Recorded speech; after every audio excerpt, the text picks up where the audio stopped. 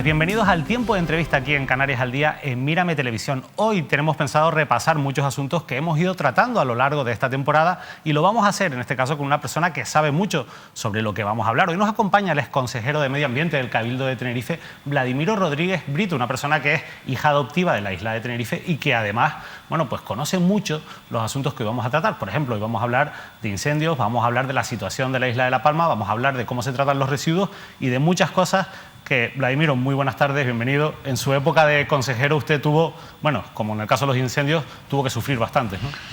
Pues bien hallado, buenas tardes. El tema de los incendios no solo es un tema de verano, el problema es que hablamos de fuego en el verano. Y hay una cultura muy antigua, muy arraigada, que nos demuestra que la prevención es clave para el fuego.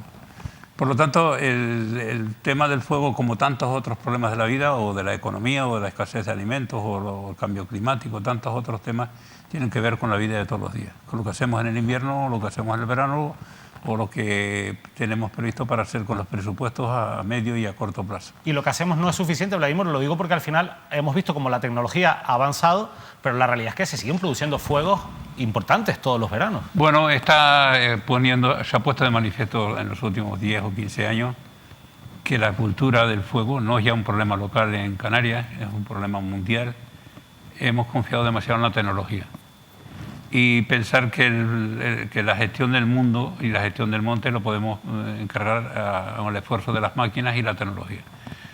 Cuando hemos visto los incendios de California, del país con más tecnología del mundo, y hemos visto aviones de máxima capacidad para tirar agua, y cómo las secuoyas de California, árboles que tienen miles de años, se han quemado, o qué decir de Australia o de Nueva Zelanda, o en Portugal, o la península ahora, o en Canarias también, indica que tenemos que tratar este tema de otra manera y que la tecnología tiene unas limitaciones. Pero hemos confiado demasiado en la tecnología, igual nos pasa con la agricultura o igual nos pasa con los temas climáticos, donde hemos puesto en manos de recursos materiales y de las máquinas cosas que tienen que hacer los hombres. ¿Y qué es lo que nos están haciendo en este caso? ¿Qué es lo que nos está haciendo el ser humano para prevenir mejor los incendios en Canarias, en Tenerife? Bueno, el ser humano, últimamente hay un planteamiento urbano de la gestión del monte, de la gestión de la naturaleza, de la gestión de la agricultura. Hemos separado a nuestros jóvenes del mundo rural, pero no solo los hemos separado culturalmente, sino económicamente. No es justo decirle a un ganadero que produzca un litro de leche a 40 y pico céntimos y que nadie quiere hablar de subir de verdad el precio de la leche, a lo que cuesta producir la leche, cuidar esa vaca, atenderla, el sacrificio de cuidar la vaca 12 meses al año y las privaciones que va a tener ese ganadero. No es serio estar hablando hoy del incendio en San Juan de la Rambla o en Ico del Alto para ayudar a los damnificados, cuando les hemos estado comprando las papas o ni se las hemos comprado a 40 céntimos. O sea, hay una relación entre el abandono del sector primario y del campo con la situación de nuestra masa forestal, digamos. Entonces estamos trayendo papas de fuera, hemos traído papas cavadas en Inglaterra en el mes de septiembre y hemos estado comiendo hasta junio, papas que ya los ingleses no las consumen porque son las condiciones que tienen ya de germinación y demás no son lo mejor para el paladar, o no me atrevo a decir de la salud. ¿Qué problema? O sea, papas que no se venden en el mercado británico se venden aquí. Eso que se llama dumping, de productos que se están vendiendo por abajo del precio de coste, o que en algunos casos irían para los vertederos o vienen para Canarias. No me atrevo a decir más de esto, porque no conozco todo el tema. Pero claro, traer papas a Canarias que consumimos, este año pasado hemos importado 60 millones de kilos cuando las podíamos haber producido aquí, y eso había sido miles de puestos de trabajo, y eso sí son miles de hectáreas de nuestras medianías. Por ejemplo, de la cosecha de verano, todas las vertientes norte de las 5 islas occidentales producen papas de verano, con un aguacero o con unos chubascos, o en algunos casos con un riego. Entonces, ¿qué hemos visto? Hoy estaba la consejera de Agricultura en San Juan de la Rambla o en Ico del Alto. Pensemos que esa zona de Ico del Alto, hay que ver cómo está Tierras de Mesa, uno de los pedazos de tierra de medianías más ricos de Canarias. ¿Está abandonado? Está abandonado, la mayor parte son zarzales y otra serie de plantas que son un peligro por los incendios. ¿Qué decir de la zona de la Laguna Barlovento, de todo ese espacio que está desde el Llano Negro hasta Punta Llana o incluso zonas de Breña Alta hasta la montaña La Breña en La Palma, que son zonas que producen papas de verano de secano.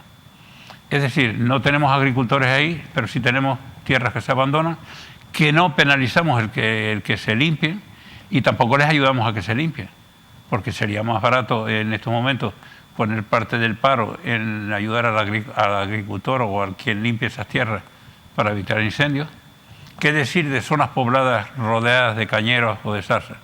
Cuando uno baja por el valle de Tegueste uno ve que con un tiempo sureste puede haber un incendio en ese valle, en gran parte de las tierras abandonadas están a pocos metros de las casas, donde lo que tenemos es un cañero, o de San Diego a la Mesamota, si aceptamos las vacas de Teleforo, o qué hablar del Barranco de San Juan, pero qué hablar de Aruca a Teror, que ahora vienen dentro de unos días las fiestas.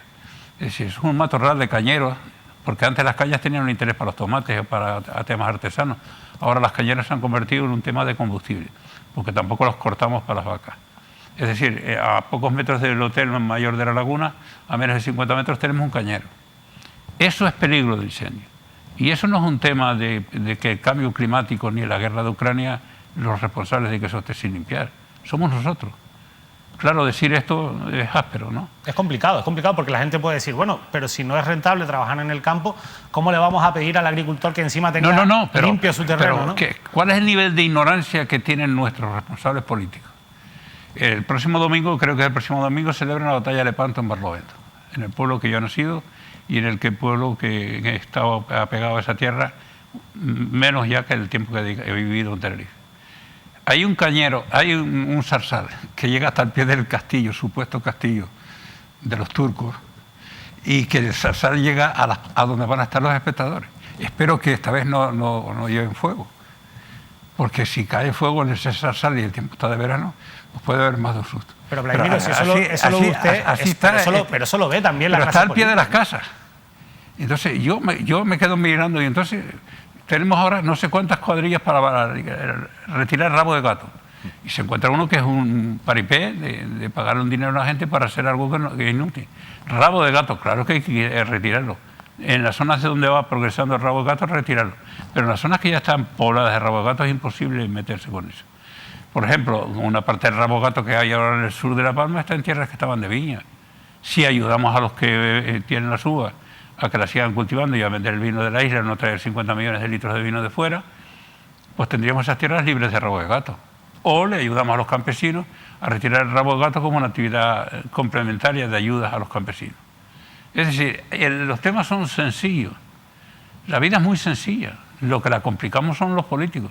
Y la complicamos los políticos sobre todo porque es con una cultura urbana como se está gestiendo el mundo rural.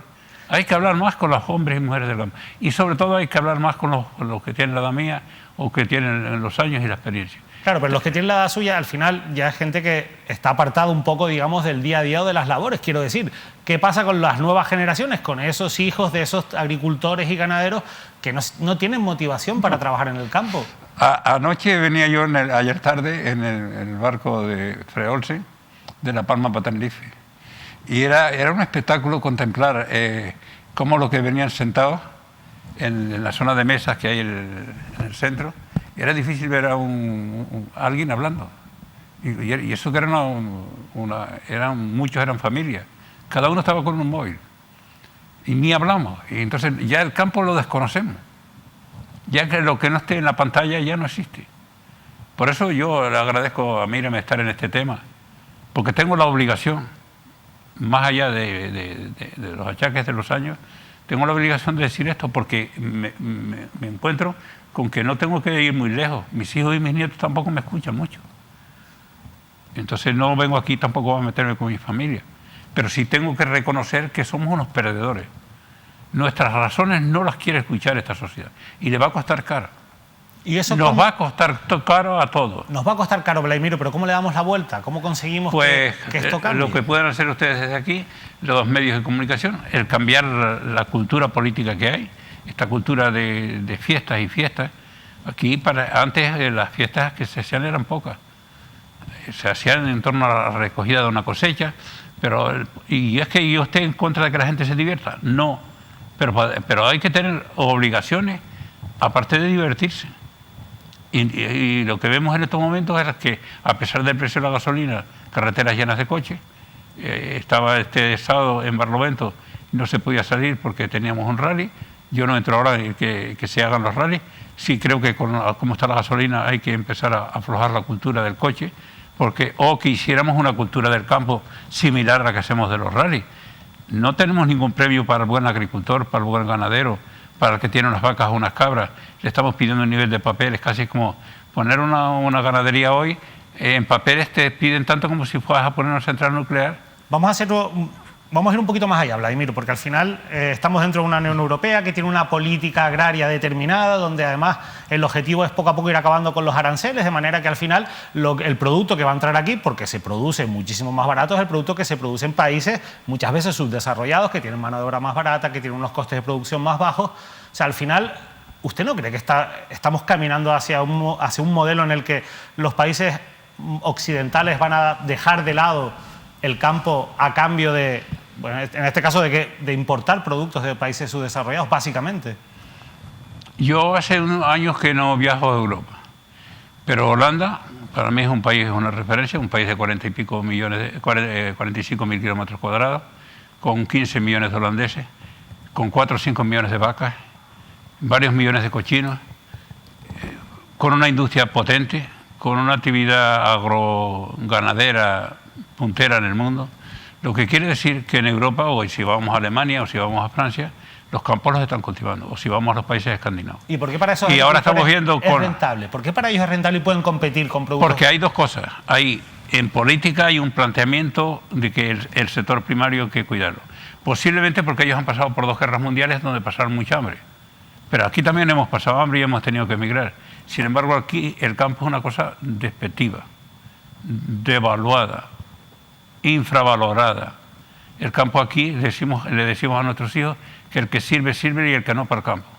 Es decir, los valores que hay aquí son anticampo. Son anticampo culturalmente y son anticampo económicamente. Entonces, cuando vemos lo que está pasando, yo me pongo un caso que vi el otro día en Barlovento. Un joven que tenía, pues no sé si 60 o 70 mil kilos de papas, que no las ha vendido, que las ha llevado por las cámaras frigoríficas que tienen en Breñalta. El hombre estaba apuntado a unas brigadas de trabajo temporal de estas que hay ahora, porque los tienen de barrenderos. Yo no sé cuántos barrenderos hay contratados, o barrenderos en La Palma con esto del volcán. Así no. Hay que revalorizar social y económicamente al mundo rural. No podemos estar contratando para ir a luchar contra el fuego cuadrillas temporales. Tenemos que tener para el monte gente que conozca el territorio, que conozca las entradas y salidas. Y si se ven apurados ante un incendio, tengan conocimiento de por dónde se huye y hacia dónde se huye. Esto no es una cosa de llevar de la ciudad a unos chicos, contratarlos temporalmente y pasearlos en unos jeeps. No puede ser que en la isla de Tenerife, cuando yo me fui, quedaron 8 torres de vigilancia, que hoy estén cerradas y estén solo 2 abiertas. La torre de San Juan de la Rambla, Solo hay 2 abiertas de 8 que habían hace años, entiendo. Que el 2011 cuando yo fui de Medio Ambiente. Entonces, la torre de San Juan de las Ramblas es la torre con la que se vigila el mayor pinar de Canarias, que va desde Los Realejos hasta el Tanque. Ese pinar, el que estaban en la torre de vigilancia, mis técnicos, no lo digo en sentido propietario, sino de cariñoso, le hacíamos casi un examen a los que tenían que estar en la torre de vigilancia, que conocieran los detalles de cada punto, para por la noche donde se viera una luz, supieran por dónde estaba. No podemos quitar a la gente viviendo, que trabaja en el monte, del conocimiento del territorio. ¿Un dron no puede hacer ese trabajo? Eso no lo hace un dron. Ahí entran unas coordenadas y tal, ni leer esas coordenadas está en manos de cualquier muchacho nuestro que contratamos temporalmente. Y entonces esto ahora ha pasado a los drones o a un satélite, no lo sé ya. Yo es que no quiero saber algunas cosas. Entonces, cuando nosotros controlamos la presencia de nuestra gente con conocimiento del territorio era clave, que hablaran con los campesinos. No podemos estar en estos momentos pidiendo un nivel de papeles para ir con Pinocha o con... En la época que yo estuve firmé solo 2 multas en Medio Ambiente porque se robó uno la Pinocha a otro. Nunca le pusimos dificultades a la gente para limpiar el monte o para llevar piña. Igual nos pasa con la leña. No podemos estar trayendo carbón de Cuba, en este caso de marabú, de una planta invasora que es mala para el campo. Es como las zarzas de aquí, pero que brota de raíz. O de Argentina, cuando aquí tenemos las leñas muertas en el monte y podíamos hacer carbón. Y podían generar algunos puestos de trabajo para los que hacen carbón. Pero lo que le pedimos a un señor para hacer carbón aquí es imposible que lo cumpla un trabajador. Es decir, estamos creando cultura de burocracia. Tampoco es entendible que en Gran Canaria haya más de 30 rebaños de cabras y ovejas en el monte, limpiando, y en Tenerife, que yo sepa, en estos momentos no hay ninguno. O sea, no hay pastoreo en Tenerife. No hay pastores. Nadie quiere ser pastor, pero hay que crear estímulos para que sea pastor. El tema de las ovejas es muy clave, porque las ovejas, las cabras, mientras las cabras ramonean, las ovejas comen todo lo que está en el suelo, los pastos y demás. Toda esa actividad, aquí llevan las cabras más de 2000 años. Cuando repoblamos una finca en Candelaria, en Chivisaya, y tenían los pinos ya 2 metros de alto, yo traté que Nicomedes, que aún vive, que era el cabrero que estaba en la otra finca de la misma familia, que no la vendieron, entraran en el pinar que habíamos repoblado a retirar la hierba. Pues el informe que hizo un burócrata, que no quiero nombrar por respeto, es que allí había no sé cuántas plantas, me dio nombres de plantas en latín, las hierbas en latín, pero hombre, pero las hierbas, no, que no, las cabras no podían comer las hierbas en latín. Pero si las cabras llevan aquí más de 2000 años. En Canarias, en el monte, ha convivido con los pastores y con los pastores y con los agricultores, antes de que sacáramos todas estas leyes. Pero es que volvemos a lo mismo. Yo no sé si es un problema de excesiva burocracia, que probablemente influya, pero sí que, bueno, si al agricultor, al ganadero, al pastor no le es rentable esa actividad, no la va a hacer. Buscará otra manera de tener ingresos, porque al final pues, la gente tiene que comer, ¿no? Que es lo que se suele decir. Pero es rentable, ¿por qué? Porque aquí hemos estado trayendo alimentos de fuera y forraje de fuera que ahora se agota. ¿Pero ¿no? ¿Eso lo puede controlar la consejería, el gobierno de Canarias? Sí, puede controlar. Una parte de excedentes que están viniendo aquí no tenían que estar viniendo. Y, por ejemplo, lo que está pasando con productos de Brasil, de carne, de pollo o de otros... Hay que pensar que las condiciones que le pedimos aquí a un ganadero para criar los pollos, las condiciones de salubridad e instalaciones, y las que le piden a un brasileño, a un ganadero en Brasil, no tienen nada que ver. Entonces estamos obligando a los nuestros a producir a unos precios que no pueden competir con la miseria que se paga en Brasil.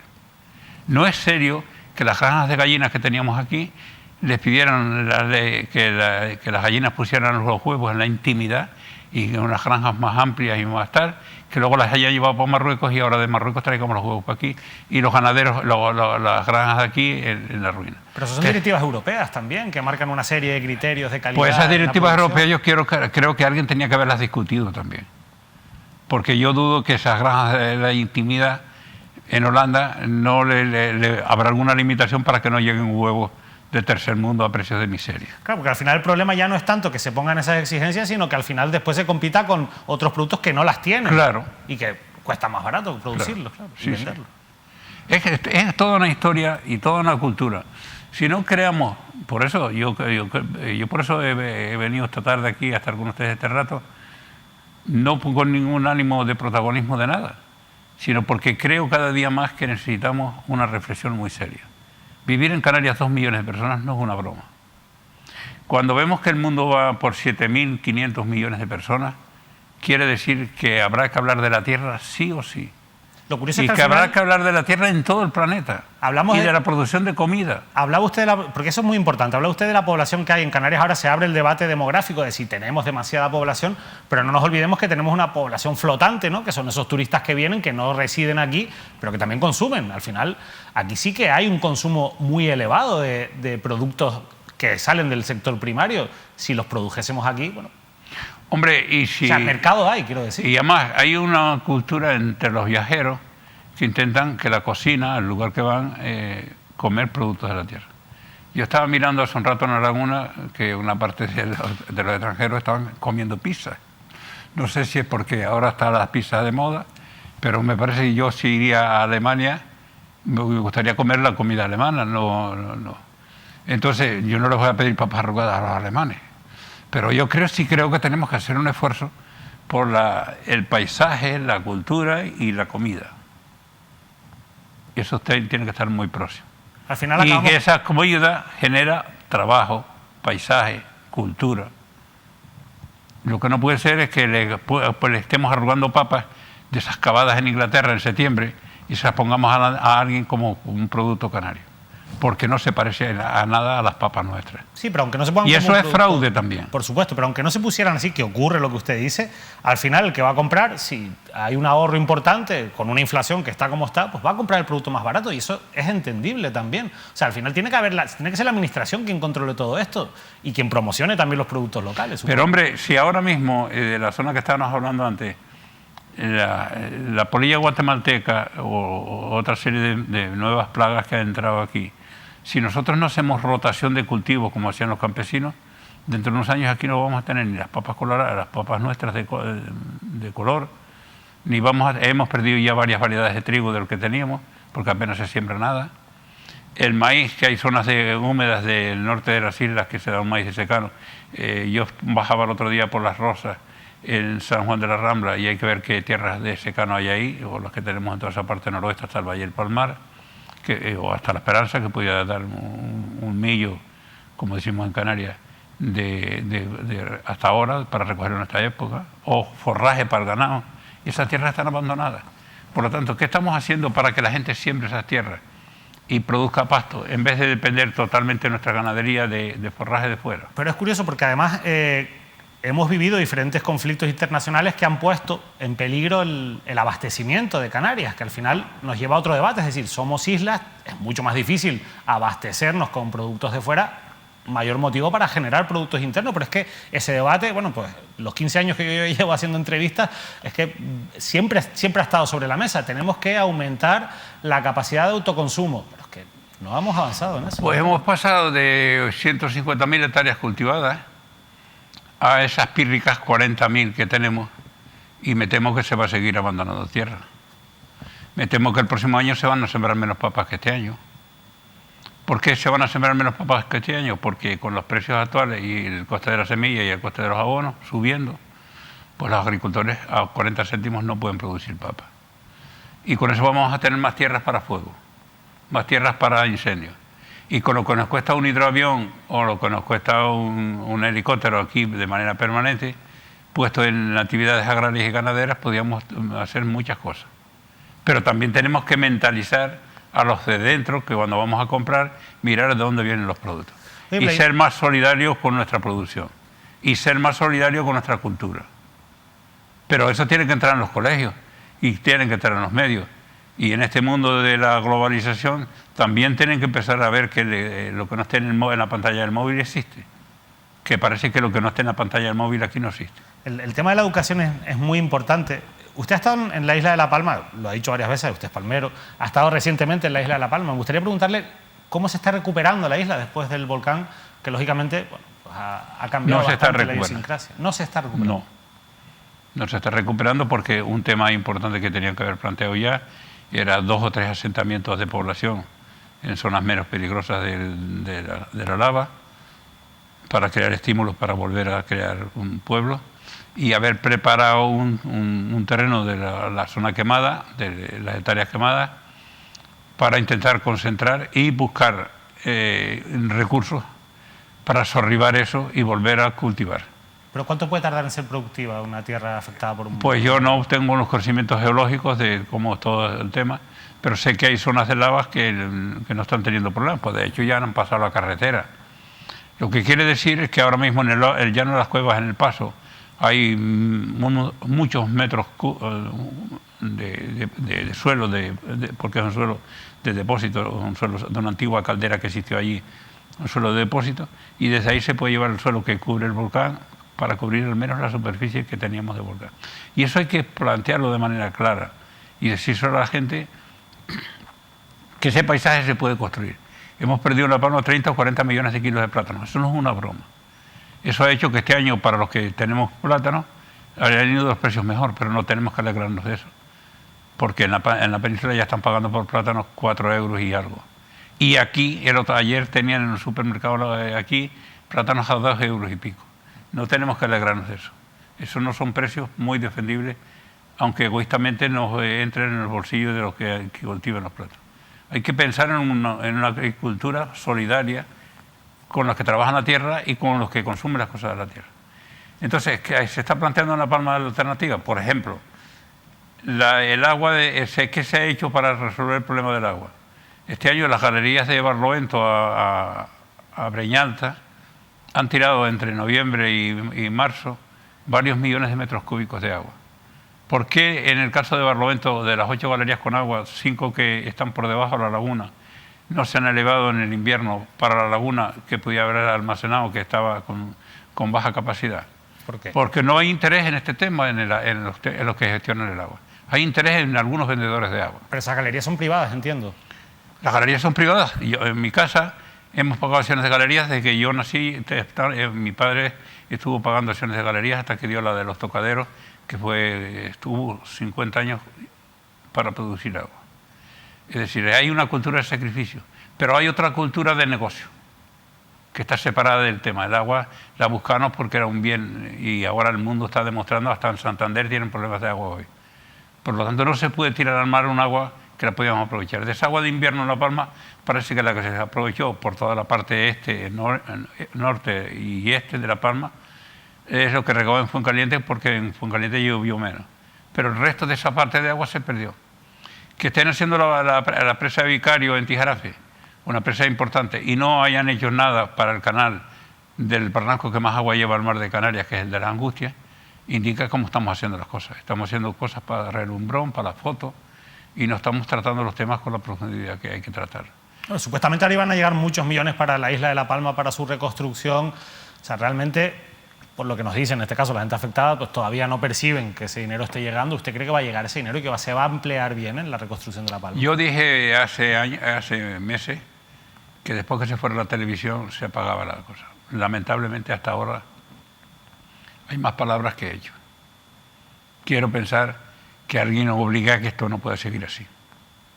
La verdad que es un asunto interesante porque en La Palma se da ese debate que se está dando en general, es decir, ¿hacia dónde tiene que ir el modelo económico de La Palma? ¿Tiene que seguir apostando por el sector primario? ¿Hay que abrir la mano a un turismo más masificado, que es lo que se está intentando rechazar en islas como Tenerife, Gran Canaria o Lanzarote? Es un debate interesante, pero ¿hacia dónde cree usted que tiene que ir La Palma? Bueno, yo creo que no nos sobra ningún recurso. Tenemos que cuidar el turismo. A los turistas no podemos seguirlos ya tratando como guiri en sentido despectivo. Es una actividad económica que tenemos que cuidar. Pero lo que no podemos es maltratar a la agricultura para supuestamente cuidar el turismo. Son complementarios. Bueno, muchas veces muchos campos agrícolas se han transformado en terrenos para... Ahora, lo que está ocurriendo es que la escala de valores nuestro, por ejemplo, en Tijarafe, por los datos que tengo, un alto porcentaje ya de los ingresos del municipio de Tijarafe tienen que ver con extranjeros que están allí. Pero hay cosas que me preocupan. Por ejemplo, un amigo tenía unas acciones de galería en Garafía y las puso en venta, y los que fueron a comprar las acciones de galería eran los alemanes. Yo no tengo nada contra los alemanes, pero los alemanes a veces tienen más conciencia ya del agua que los propios nuestros. Eso no se puede entender. ¿Qué hemos hecho nosotros educativamente para que un joven nuestro que esté viviendo en Tijarafe o en Punta Gorda o en Garafía venda las acciones de agua a un alemán que las quiere para regar jardín y una piscina? Algo está fallando, pero está fallando de aquí. El tema del agua tiene fecha de caducidad, el agua en las manos privadas, ¿no? O sea, al final ese tipo de concesiones van a acabar caducando y van a regresar a lo público. Esa es la idea. Bueno, yo de esas cosas es que no creo ya ninguna. Bueno, hay una fecha, no sé si es 2030. Ya, pero es que el agua en manos de funcionarios es más eficiente. ¿Usted cree que no? No. Yo tenía un problema con el actual alcalde de Barlovento, que dije que era malo que por la misma tarjeta circule el agua y la política. El agua hay que gestionarla como agua, como un bien de interés público. Pero usted mismo decía que había gente que hacía negocio con el agua. Sí, pero el interés público es la demanda de la población, no todos los litros que dé la gana, sino un nivel aceptable, no para llenar piscinas y regar césped cualquier, no, eso. La depuración, en Canarias debiéramos estar depurando ahora mismo más de 200 millones de metros cúbicos que consumen nuestras ciudades. Esos son 400 millones de pipas. Eso es un río y apenas estamos reutilizando. Por ejemplo, en Tenerife, el agua que se está reutilizando principalmente es la de las galletas, que estamos regando cerca de 1000 hectáreas, y ahora se está haciendo alguna deje, y con la depuradora de Valleguerra se ha dado un paso importante. Pues esa es una de las grandes asignaturas pendientes, la depuración, porque al final eso se traduce en vertidos ilegales al mar. ¿Cómo podemos permitir que un municipio como Candelaria, con cerca de 40.000 habitantes, no esté conectado a la depuradora del Valle de Güímar y estén reutilizando esa agua para regar forraje o para regar frutales y la estemos tirando al mar y estemos bañándonos donde estamos tirando? ¿Cómo puede ser que la playa La Arena en Santiago del Teide le hayan quitado la bandera azul porque están las aguas negras del entorno allí y no estemos depurando y tratando esas aguas para reutilizarlas? O lo que ha pasado en las Américas o en el Puerto de la Cruz. Esto indica cosas que la estamos haciendo mal y que no podemos en todo esto mirar para Ucrania ni mirar para el cambio climático. Tenemos que mirar para nuestra gente, más allá de campañas electorales y de coyunturas electorales.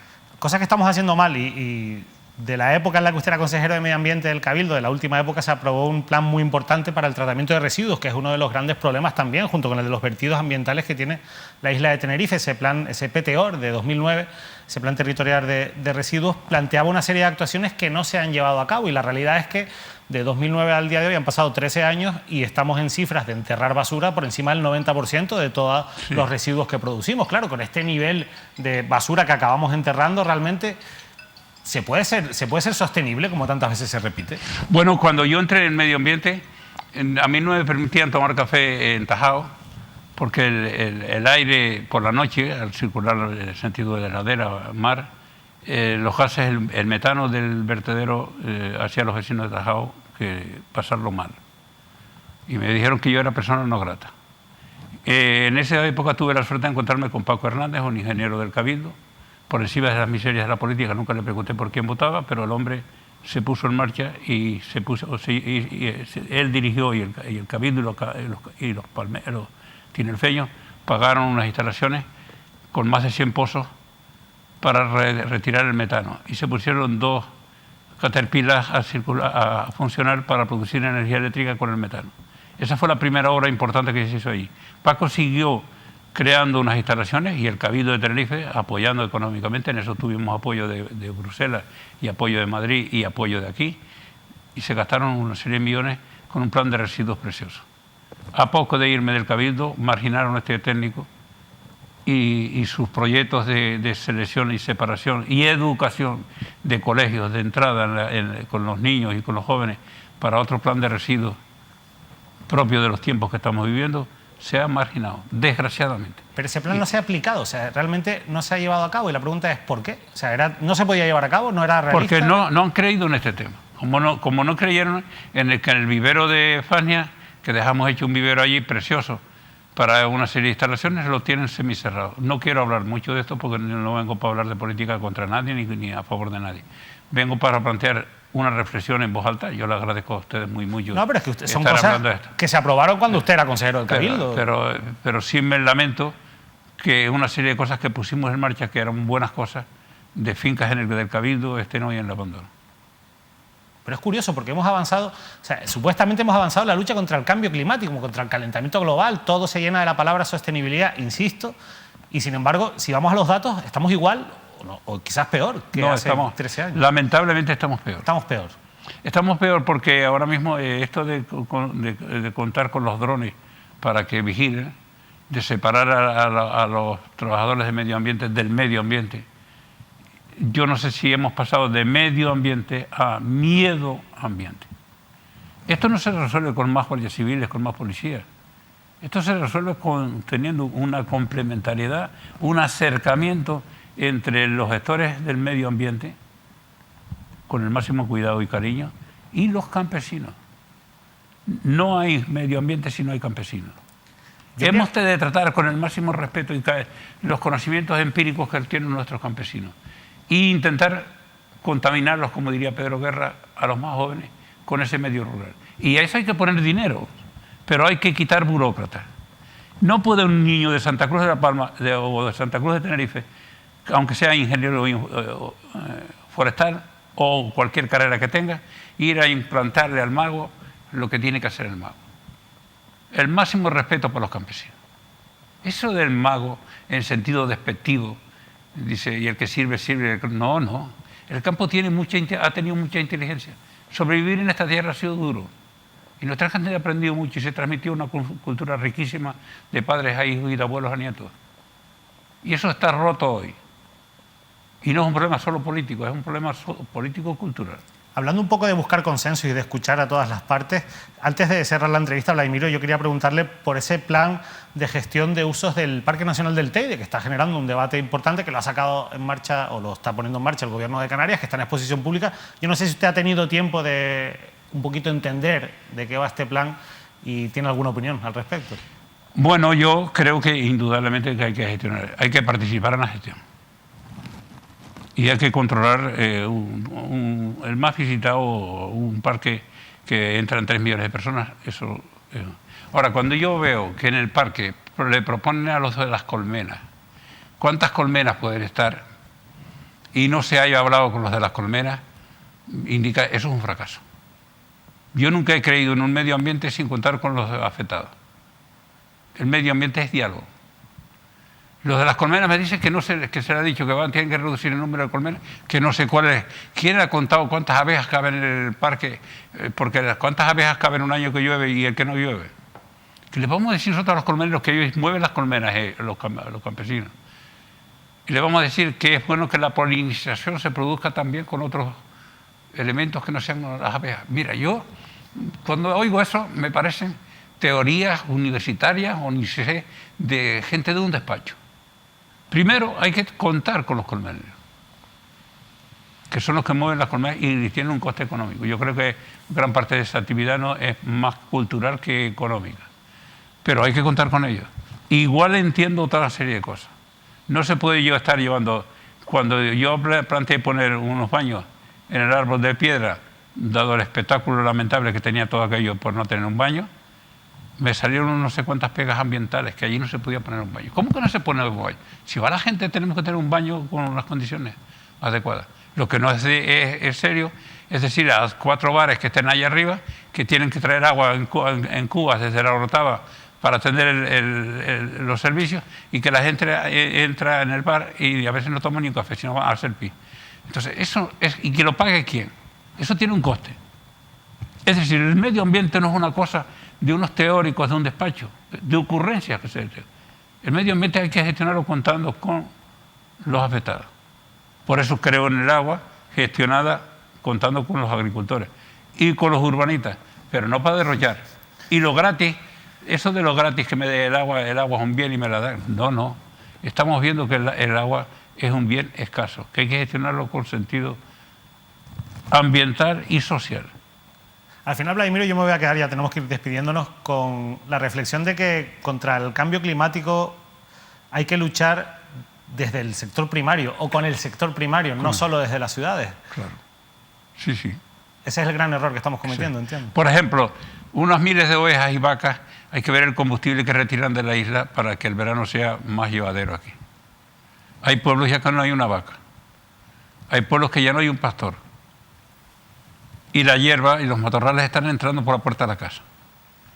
Y la gente está esperando que vengan. Yo estuve a punto de morir el 31 de julio del 2007 a las 11:15 de la noche en un redondo, en un caserío, que el corazón pudo con mi cabeza, y cuando la Guardia Civil trató de desalojarlos y yo tenía una brigada trabajando, todavía me salen las lágrimas.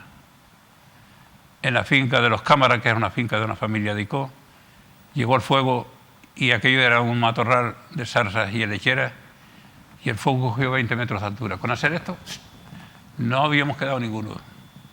Del fuego no sabemos nada. Del fuego se aprende y es muy durísimo. El fuego no se improvisa con 3 aviones y 4 drones para ir a cuidarlo. Es un tema muy serio. Y estamos hablando de temas muy serios. Yo les agradezco estos minutos porque alguna de esta experiencia creo que es útil. La mía, que yo creía que sabía de fuego, y esa noche aprendí, el 2007, 11:15 de la noche, que yo no sabía nada de aquello. Que la naturaleza te sabe mucho. Por lo tanto, les agradezco en este día de agosto estar hablando de ese tema. No, nosotros se lo agradecemos porque al final se aprende muchísimo escuchándole también, se aprende muchísimo escuchando a la gente que sabe, y quizás uno de los problemas es que no se está escuchando a gente que tiene mucho que decir sobre, en este caso, por ejemplo, pues la prevención en materia de incendios. Más educación y también, por supuesto, más labor de los medios de comunicación en ese sentido. Vladimiro Rodríguez Prieto, de verdad, muchísimas gracias por habernos acompañado. Bien. Nosotros nos despedimos, les dejamos ya con la programación veraniega de Mírame Televisión y eso sí, les invitamos a que sigan muy pendientes de todos los espacios informativos que seguimos teniendo abiertos aquí, en esta casa, en Mírame Televisión. Que pasen, eso sí, un feliz verano.